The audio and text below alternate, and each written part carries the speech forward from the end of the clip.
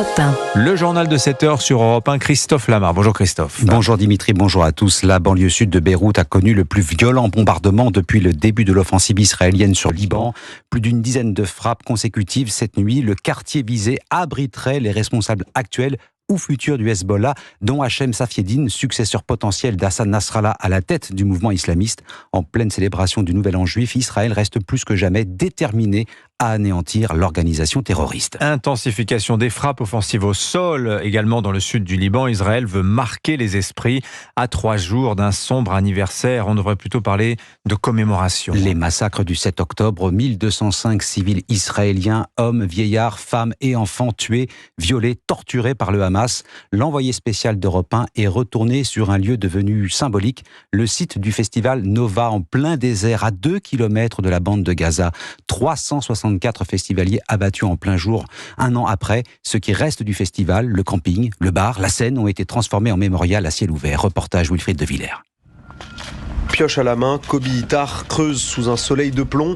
Il plante des arbres dans la terre rouge, à l'endroit même où l'on a vu son fils pour la dernière fois. Liel avait 22 ans ce 7 octobre 2023. On plante des arbres pour ramener de la vie dans un endroit où il y a eu beaucoup de morts. Sur une vidéo, on voit Liel courir, des terroristes qui lui tirent dessus. Il continue jusqu'à ce qu'il soit à bout de souffle et il se prend une balle. Ça s'est passé juste là. C'est pour ça qu'on a érigé la stèle ici. Une grande pierre blanche ornée d'un aigle en fer forgé, comme prêt à s'envoler, symbole que le jeune homme s'était tatoué dans le dos.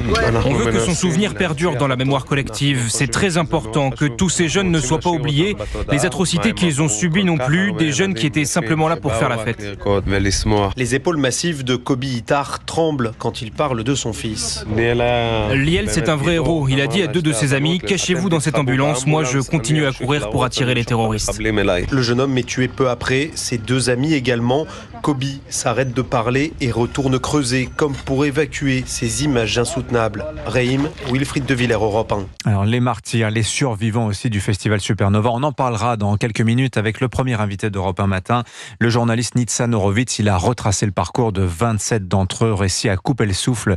C'est sur Europe 1 dans moins de 5 minutes. Pour l'heure, il est 7h03. La politique en France, après sa déclaration de politique générale mardi, Michel Barnier a de nouveau fixé le cap hier soir sur France 2, notamment en ce qui concerne la réduction de la dette. Le choc, quel choc! Michel Barnier a d'abord tenu à rassurer les contribuables. L'essentiel de l'effort pour ramener les déficits à 5% du PIB en 2025 sera supporté par l'État. Ne lui parlez donc pas de choc fiscal. Il n'y aura pas de choc fiscal. Dans l'effort que nous allons faire pour réduire la dette, il y aura 2 tiers de réduction des dépenses publiques, et ça va être très dur, et 1 tiers d'imposition nouvelle, ciblée, exceptionnelle, temporaire, sur les plus grosses sociétés françaises, celles qui font 1 milliard de chiffre d'affaires, ou plus, ça représente 300 entreprises. Michel Barnier hier soir sur France 2, donc vous venez de l'entendre, taxer certaines entreprises et les contribuables les plus fortunés. Combien cela peut-il rapporter à l'État? Réponse avec Margot Faudéré. Si Michel Barnier a tenu à rassurer hier, promettant qu'il n'y aura pas de choc fiscal, ces hausses d'impôts doivent tout de même permettre d'assurer 1 tiers de l'effort nécessaire pour réduire le déficit. Dans le détail, la contribution exceptionnelle qui sera demandée aux Français les plus fortunés devrait rapporter 2 milliards d'euros à l'État, auxquels s'ajouteront les résultats d'une hausse de la fiscalité sur les plus grandes entreprises, hausse qui durera 1 an ou 2, précise Michel Barnier. À ce stade, le gouvernement ne confirme pas les montants espérés d'une telle participation, mais une chose est sûre, c'est bien avec cette mesure-là que l'État engrangera le plus de recettes, estime Éric Pichet, professeur à Cambridge Business School. Il y a très peu de contribuables qui gagnent plus de 500 000 euros par an. On est dans le domaine du symbolique, donc ça restera, à mon avis, nettement inférieur à ce que pourrait rapporter une augmentation de l'impôt sur les sociétés ou une taxe sur les rachats d'actions. Si 300 entreprises seulement seront visées par cette surtaxe, les autres, près de 4 millions en France, seront aussi mises à contribution sur d'autres volets, comme sur les aides qu'elles touchent pour les allocations. Margot Faudéré du service économie d'Europe 1. Une enquête judiciaire ouverte à Poitiers après une série de dégradations et d'incendies dans 3 églises de la ville. Dernière en date, celle de Saint-Hilaire, hier, église du Xe siècle, classée au patrimoine mondial de l'UNESCO.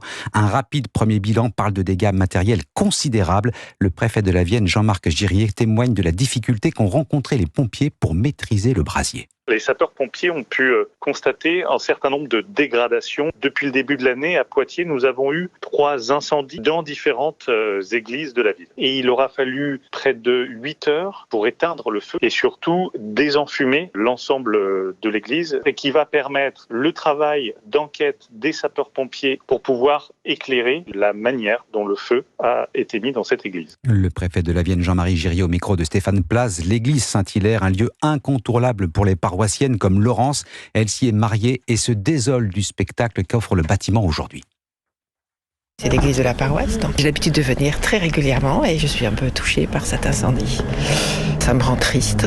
Il y avait des jolies choses dedans, l'orgue, le grand orgue, le petit orgue. Nous nous sommes mariés là, nous avons baptisé nos enfants ici aussi. C'est important pour nous, cette église, donc ça me touche. Ça a été un lieu où on a prié et où on a beaucoup reçu aussi. Ça me chagrine parce que je vois pas l'intérêt, à part la destruction, c'est nul. Laurence, une paroissienne de l'église Saint-Hilaire de Poitiers, vous retrouvez dans le journal de 8 heures le reportage complet de Nicolas Tonnev sur place. Sachez que depuis 18 mois, une quarantaine d'églises ont été touchées par un incendie, volontaire ou non, selon l'Observatoire du patrimoine religieux. La prison à perpétuité pour Peter Sherif, le djihadiste condamné par la Cour d'assises spéciale de Paris, notamment pour son rôle auprès de l'un des assaillants de Charlie Hebdo en 2015. La peine est assortie d'une période de sûreté de 22 ans. Et puis à la rubrique bande dessinée, il est question ce matin d'Eddie Mitchell, Johnny Hallyday, Jacques Dutronc et Françoise Hardy. Et oui, figurez-vous, Anissa, Dimitri, que ces 4-là habitaient le même quartier, bien sûr. Ils ont inventé le rock à la française. Le temps des copains raconte leur adolescence. Sébastien Bordenave.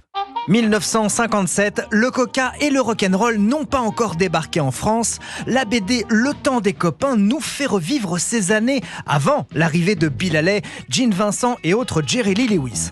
On y croise donc Jean-Philippe, futur Johnny Hallyday à 14 ans, déjà séducteur et bagarreur, qui découvre au cinéma l'existence de James Dean en même temps qu'il apprend la mort de l'acteur. On rencontre aussi le jeune Claude, futur Eddie Mitchell, pour le moment coursier au Crédit Lyonnais, et Jacques Dutronc qui, à cause d'un rhumatisme articulaire, est cloué au lit.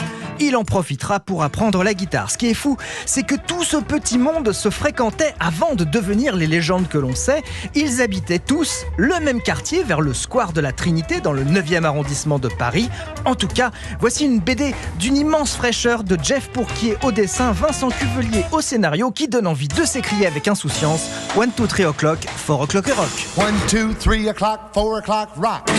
5, 6, 7 o'clock, 8 o'clock. Sébastien Bordenave avec l'accent. Le temps des copains, c'est aux éditions Casterman. Bah voilà, n'hésitez pas à vous lever, à danser avec votre petit café en main, votre petite tartine, réveiller les enfants avec ça fait du bien. Merci beaucoup Christophe Lamar, c'était votre journée.